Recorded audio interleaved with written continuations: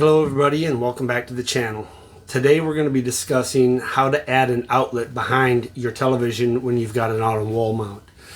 Most people today mount their television on their wall and they have that cord running down the wall to the outlet down below it. Well, I'm going to show you today how you can simply and easily add an outlet right behind your television so you can clean up your television mount. So here's the tools and the equipment we're going to be using today. Pretty basic, simple. You just got to pick up another outlet. You're going to get an old work box, and I'll get into that a little bit more. You're going to want a keyhole saw so you can cut that hole in the drywall for that second box. A little power tester, a utility knife, flat tip, cross tip screwdriver, a pair of wire strippers, and some of your wire. So before we get into cutting holes in the drywall and running wire, turning off breakers and buying outlets and everything else, you have to do a little bit of research so you know what kind of service you have. Typically in most your residential homes, you're going to have a 15 amp or a 20 amp for your outlet service. So if you have 20 amp, you're going to need 12-2 wire. So if you go to one of your big home improvement superstores, they're typically going to come in a yellow casing, and it'll be marked. It'll say 12-2. So if you have a 20 amp, and I'll show you exactly how to find that, but if you have a 20 amp outlet or a breaker that you're running this off of, you have to go with 12-2 wire. So if you have a 15 amp service, you're going to go with 14-2 wire, and that'll typically come in the white Romex. So 20 amp for yellow, 15 amp for white. So once you do that research inside of your breaker panel and you know what breaker you're going to be putting this on, that will help you determine what size wire you need. So when you're in your breaker, and you're probably asking yourself when you're in your breaker panel, how do I know which one is a 15 and which one is a 20? Well, you're going to see it right there on the breaker. You're going to see where it says 15. I don't have any 20 amps, but this is a 30 amp, and you'll see where it says right here on the end of the breaker, 30, 20, or 15. That's going to determine what size wire you need. Also, it's going to determine whether you need a 15 amp or a 20 amp outlet. So first things first, we have to figure out which breaker controls the electrical circuit that we're going to be cutting. Get yourself a tester. I've got a couple of different ones here to show you. This is just a little cheap one. You just plug it into the outlet and it'll light up. So it's showing me here, and it shows me 120 volts. Another one that I like to use is just a little voltage detector. Basically you turn it on. This one here has a light so you can, if you're in dark areas. But you just basically take the tip of it, right here, it's got a little probe on it. So here's my neutral, there's no power there. Here's my ground, I got no power there. But when I go in there, it blinks, and it also gives me an audible alarm to let me know that there's power there. So once you've determined that you have found the right breaker, come back, test it, make sure that the circuit is dead, that it has no electricity running to it. Then you can start tearing into this and getting ready to do your prep work. So the first thing we got to do is we got to remove our cover. You grab your little flat tip screwdriver, take your cover off, you set that aside with the screw because you're going to be putting it back on when you're done. Then you can go ahead, start removing your outlet. Now, most outlets is going to have one wire coming in and one wire going out, because they run them in a series. So it's powered. For my mock-up, I only have just the one wire coming in, but typically you would have, let's say that this is where the breaker is at, and then it comes to the first outlet, and then the second outlet, and then it comes to this outlet. So you'd have power coming in, and then you'd have another set of wires going to the next outlet. So typically on the back of this, you would have 6 wires already. So this will give you a better close-up of what the outlets are going to look like. So basically you're going to have a ground, You're going to have 2 neutrals. They're silver. And then you're going to have 2 hots. Those are gold. Also, on the back of these outlets, it's going to have where you can strip the wire and you can just push it in. So if you have on your outlets, on the circuit that your outlets are on, typically the electrician is going to feed one of the hots that's coming in, one of the neutrals that's coming in, and a ground. And the ground will probably be pigtailed. And I'll show you what I'm talking about in a minute. Then the wire, the service, the electrical service that carries on to the next outlet, he'll have plugged in a hot, a neutral, and then that second ground will be pigtailed into here. But you have on the sides, you have these screws. And you can tie into those to run that outlet straight up above in that stud cavity. So now that we determined we've got our power off, we've got our outlet removed, we have to have a box. So we have to determine where on our wall we're going to be putting our outlet. So typically you want to put it like right below, right beside, wherever by your TV mount that's screwed to the wall. Once you make that determination, then you can figure out exactly where you're going to cut the hole in your wall. You're going to go down to one of your home improvement superstores and you're going to get one of these. Now this is called an old work box, single gang, one gang. And what it's going to do is once you mark the size of the hole that you need to cut in your drywall, this box, you're just going to push it in there. And then there's screws. There's a screw here and a screw here. So once you have your box, you have to determine where you're going to have it located at. So let's say this is where I got my television mount. And this is where I want to put my box. So on the ends of it, your box cannot go, your hole cannot be cut bigger than from here to here. And same with the width. If you do, these tabs won't catch on the face of the drywall. And then you're just going to take your saw, staying on your line.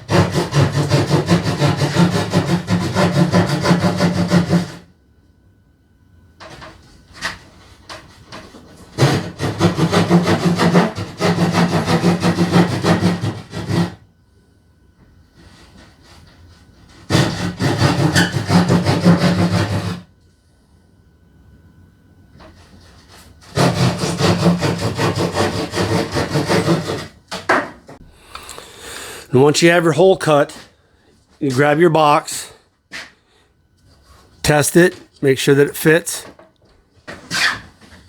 Okay, but before we can put the box in there, once we know that our opening is good, you pull that box back out. Because we have to feed wire from this box up inside the stud cavity and then fish it out so it comes out through here. Now on a finished wall in a home, there will be drywall on the other side of this. So your wire won't just fall through out onto the floor. Mine is open because this is a mock-up. So what you have to do basically inside of your box, you're going to have knockouts that are in the corner. And I can show you a close-up of what those are going to look like.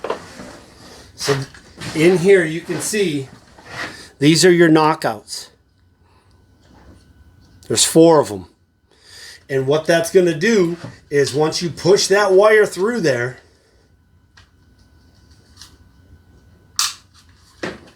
the wire will come out through on the inside of your box.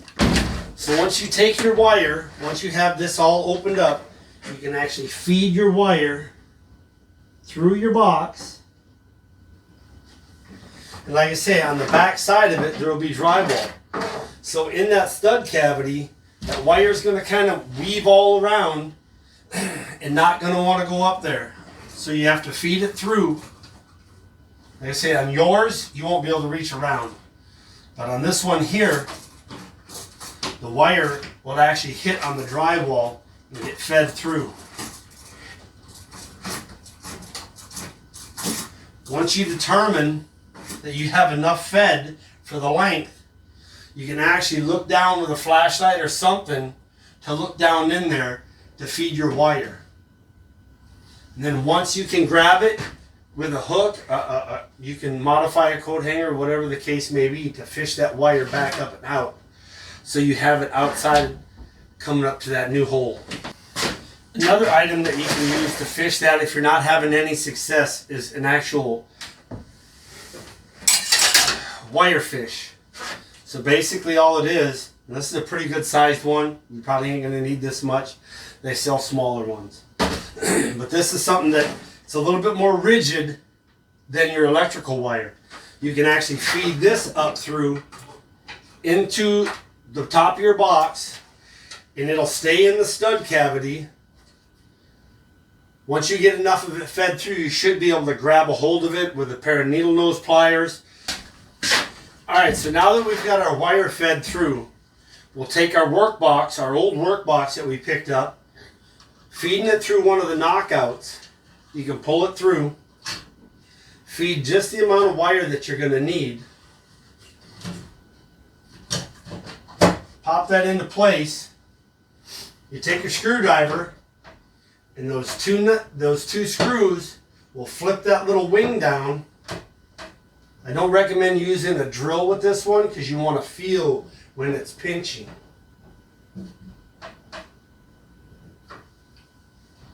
Make sure your box is in the hole square.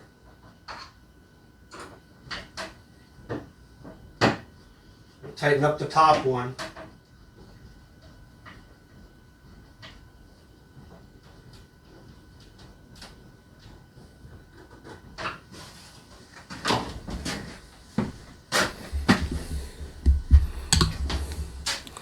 And now we have our box mounted for our new outlet receptacle for our TV.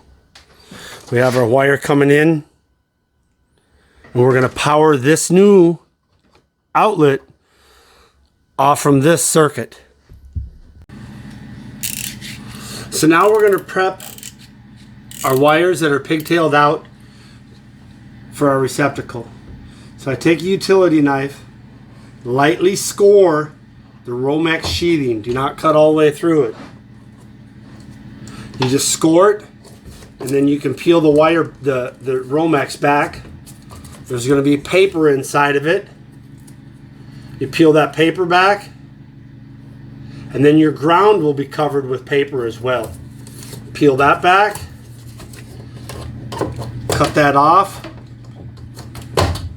taking care not to damage our white insulation for our neutral and our black insulation for our hot. So once we have the Romex insulation removed, you want to take your wires, you want to cut them to length. I usually have them about roughly 4 inches hanging out of the box. And then you want to strip back some of the insulation.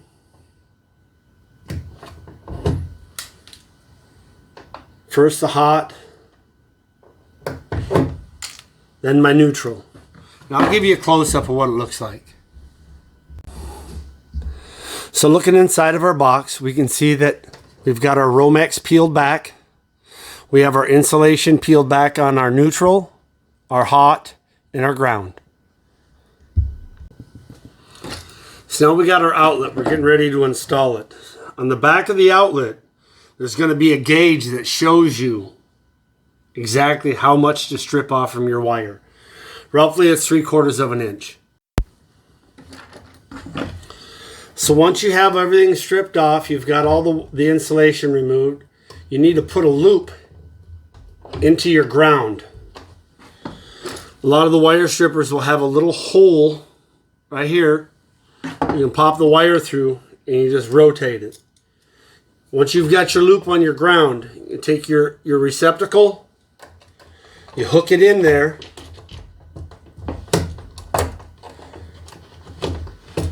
Once it's in place, take your screwdriver, tighten down your ground.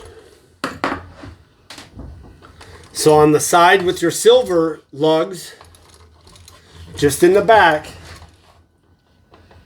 it just pushes in to connect. On the side with the gold, that's your hot side, you plug that in.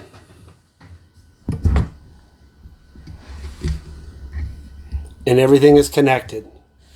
I've got my ground, I've got my hot on this side where I've got my gold lugs, and then on this side, the opposite side, is where my neutral is at with my silver ones. Once you make sure everything is good,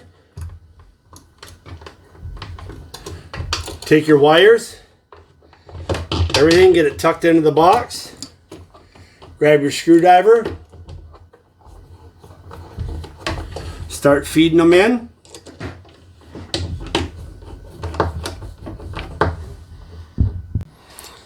And there you have it. Your second outlet is now installed. So now that we've got our new outlet receptacle installed, we have to actually feed that from our existing circuit.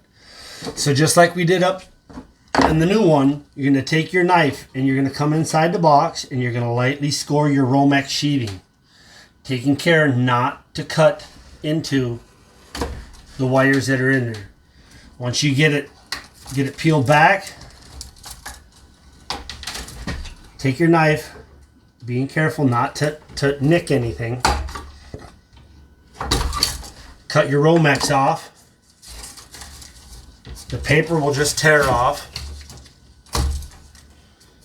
And then you got the paper that's on your ground. That'll just roll off it as well. Just pull it and remove it. Now I have my wires exposed. Taking my wire strippers, and on your strippers it'll tell you 14, 16, 12, 10 gauge. That's so you know it's already preset to know exactly how much. So you're not cutting your wire. You're actually sizing it to the size of wire that you're using for your strippers. And then you're actually stripping off, because it'll pinch down just enough on the wire to remove the sheathing. I strip my black, I strip my neutral, and remember when we talked about our ground, we're actually going to put a loop in all three of these now, because we're going to simulate that all four of the push-in connectors on the outlet are used, because that's what the electricians would have used. And I know you're thinking to yourself, but hey, I only got one grounding lug and I've got 2 or 3 ground wires that I have in here. You're right. That's why we're going to use a wire nut specifically set up for a pass-through ground. So you remove your ground from your outlet. Once you have your ground removed from your outlet, you're going to take your existing ground. And I always like to twist them together. I don't like to trust just the wire nut. So I come in here, get them wound up a little bit so they're wrapped around one another, like so. Take my wire pliers, give them another twist. Then I take my grounding wire nut, tighten it down on there real snug.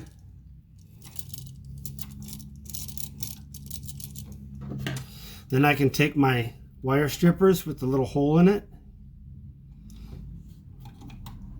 create that last loop. Now I have a loop on my ground. I've got my 2 grounds tied together, so I can take my ground,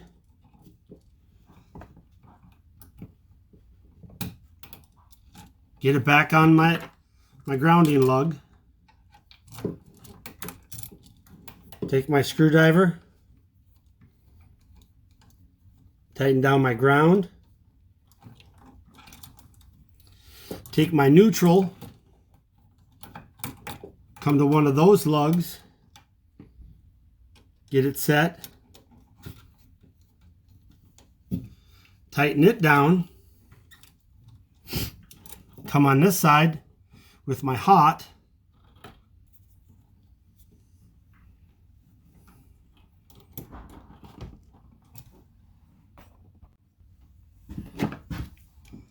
Get my hot set up,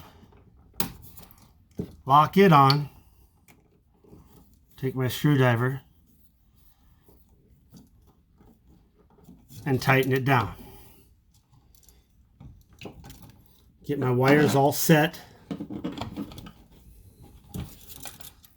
so they'll all slide back in the box. And you line it up.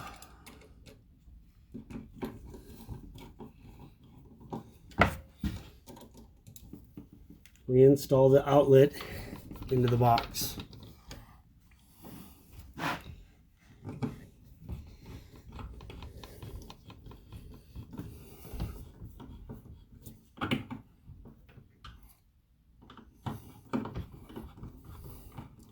And then center your outlet. That way your plate will cover your hole on both sides. Then you're going to want to get your cover reinstalled.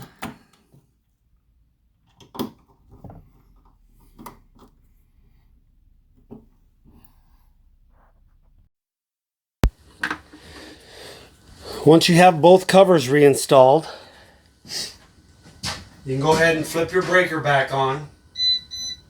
Take your tester, come to your original outlet.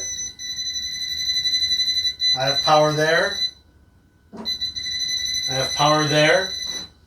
I come up to my new outlet. I have power there. And I have power there. So basically, as you can see, all we're doing is feeding our new receptacle from our old one, putting a hole up in here next to our TV mount. That way when you put your TV back up on there, you have a nice clean look. The cables are hidden. They're tucked behind the TV and out of sight. So this wraps up today's episode. I hope everybody was able to get something out of this tutorial.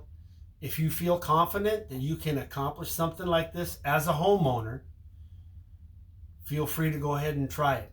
If you do not, by all means, I highly encourage you to hire a professional. They'll make sure that everything is squared away and taken care of. I'm just passing along information. I'm not a licensed professional whatsoever. I hope everybody enjoyed the video. I enjoyed making it. If you have any more suggestions that you would like, please, by all means, leave them in the comments. And I ask that you hit that like, subscribe, and share if you enjoyed the video. Until next time, God bless.